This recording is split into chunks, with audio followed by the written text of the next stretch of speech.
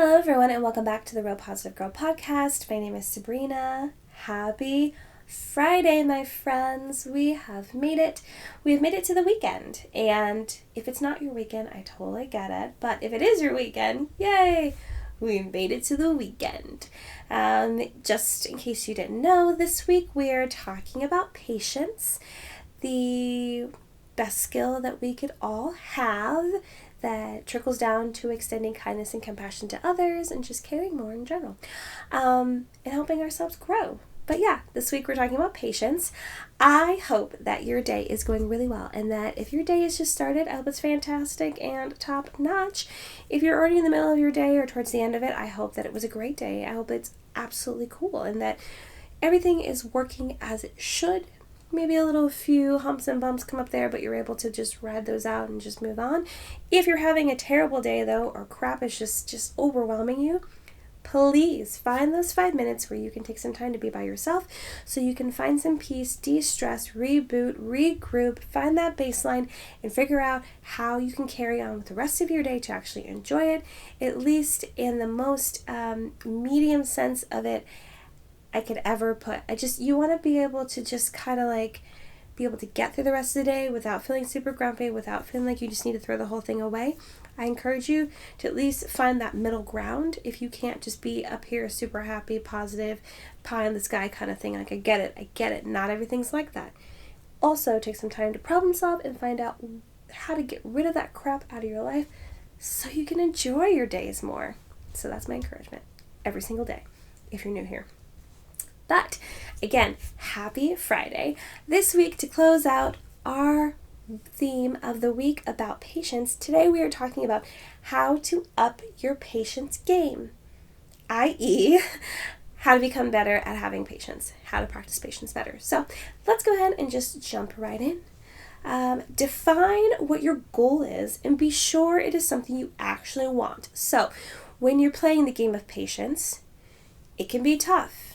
And you can continually tell yourself that it's actually worth it if the goal that you're going after, the journey you're on, the thing you're waiting out and working on is worth it, if it's actually something that you want. So make sure that before you jump into something, you actually take the time to evaluate whether it's going to work best for you, whether you understand the ups and downs and left and rights of what could happen and what's expected, and then decide if you're going to go for it or not, and if you can actually play the game of patience with it. There's nothing worse than putting so much time and effort into something and using up all your patience on something you aren't that passionate about. It happens to all of us and it really sucks, but you can try your best to avoid that by actually taking the time to plan things out, think it through, do your research. Again, find out if that goal is actually worth it, if it's actually something that you want to spend some long-term time on, and actually go through it through the end. So again, consider it. You don't want to waste your time if you don't have to. I understand that it happens because despite everything that we do in our life just happens. Things come up, but we should just try our best. And if you want to be super dedicated to creating the best goals, you should do it using the SMART method. At least during my research, I saw that it was created by someone called BryanWrightTLS. I could be wrong, but that's where my sourced it back to. But the SMART method says goals should be specific, measurable, attainable, relevant, and timely. And it's absolutely true, because if you are just like, my goal is to become a nurse.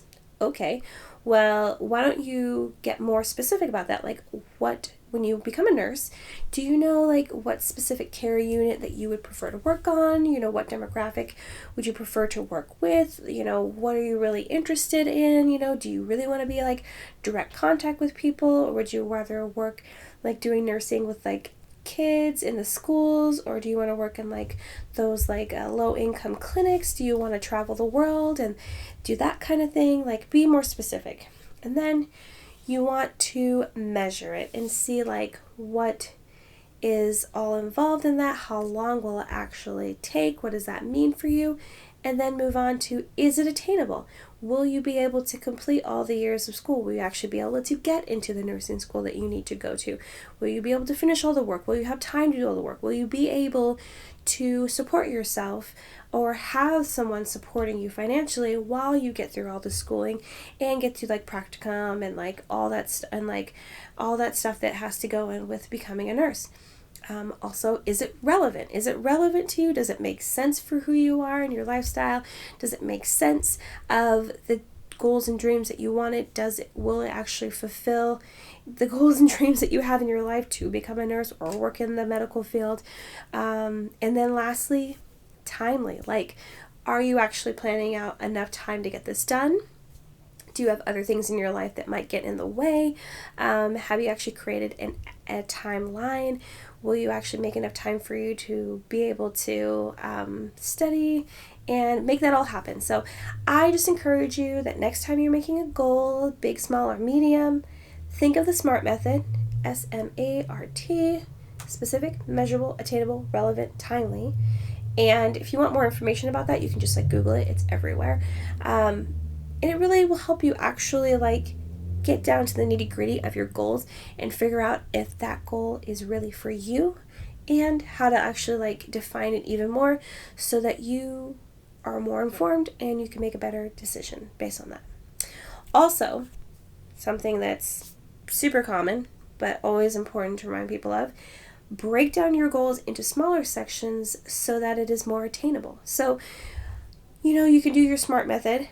And then when you're creating your timeline, just make sure you break it down into sections. So you're like, okay, well, for this month, I have to work on this. Or if it's only a month long, break it down to weeks. If it's only a week long, break it down to days. So, every time that you reach the end of that part of that goal, then you can feel proud of yourself. You can feel super accomplished. And then it also feels like there is not such a big weight strain on your shoulders of getting this goal accomplished because you've broken it down. And it's easier actually to practice patience when things are broken down into smaller chunks because it doesn't feel like it's so long and drawn out either. So something to keep in mind. Another tip is to change your perspective. Don't put so much pressure on yourself to do everything perfect from the first time. That right there is setting unrealistic expectations. So, you really want to like think about how much pressure you're putting on yourself. Is that absolutely necessary? And just remember that no one is perfect. You'd never have to do anything perfect the first time, second time, third time, whatever time. And people that do, that's really cool for them. That's really awesome.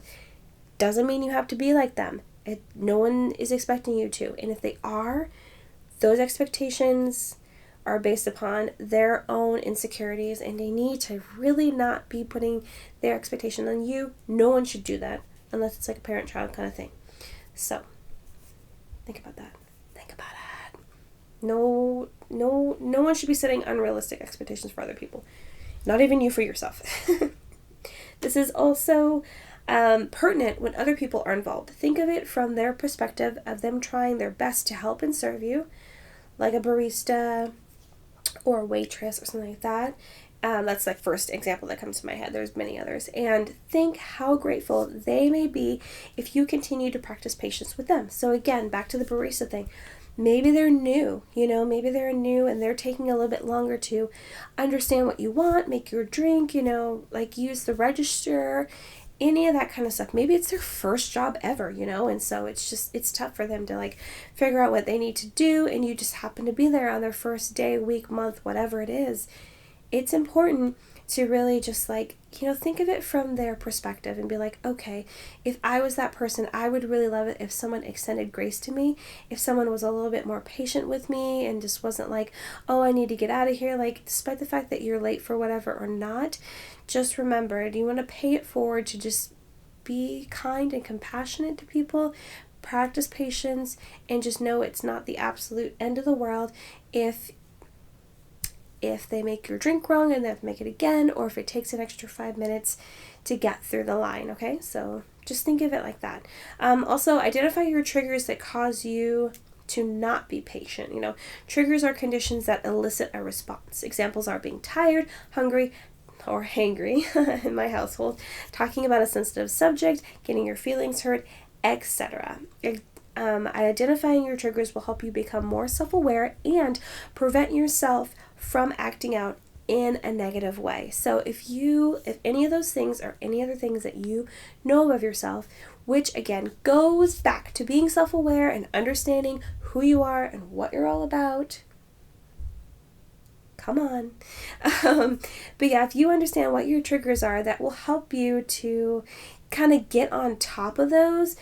Be self-aware, understand that if you do go to a gathering and you, based upon experience, hear them, they're going to start talking about a subject that makes you feel very uncomfortable and will just trigger you to not have patience with them, to snap back at them.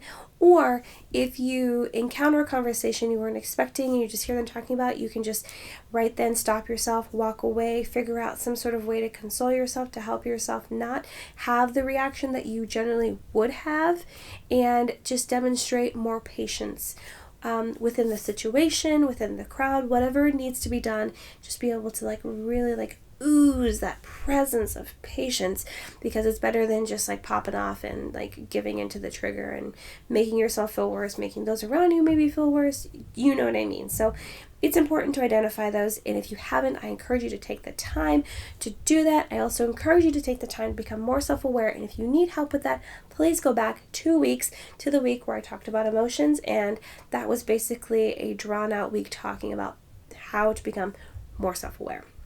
Lastly, take time to actually enjoy the process. Enjoy the journey, as they say. I encourage you, take the time, slow the car down, roll the window down. I'm actually doing motions of rolling down a car window as if it's 1992. Because nowadays it's just the button. And you're like, oh girl, you must have had an old car in 1992.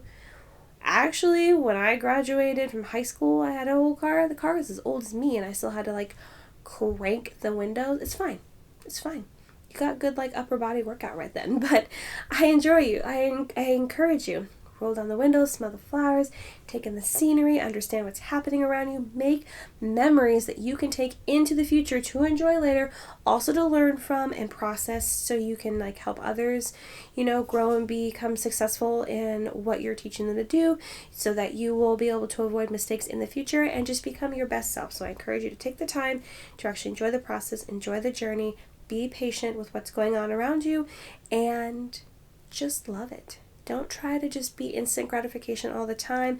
Don't try to just rush and zoom by everything, because you might regret it later, because other people are talking about how they enjoyed this time period in their life. You decided to zoom through it. Maybe you won't regret it. Maybe it's the best thing in your life that you zoom past it, but maybe not. Just give it a try. Just give it a little sprinkle of a try.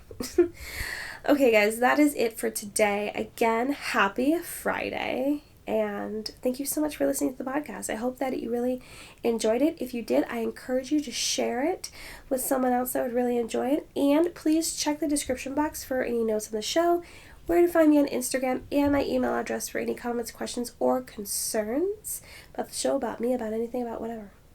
Per request too. I take those as well. Again, happy Friday. For those of you that this is your weekend, I hope that you have a great, fantastic weekend. Enjoy it. I hope the weather is fantastic where you are. It's been up and down here in Washington State, but it's still been pretty good. I've enjoyed it. I've enjoyed the rain and the sunshine and the combination of cloudy days, so it's totally cool. Again, happy Friday. I hope that you come back for next week's episodes, but until then, have a good one, and I will see you next time. Bye.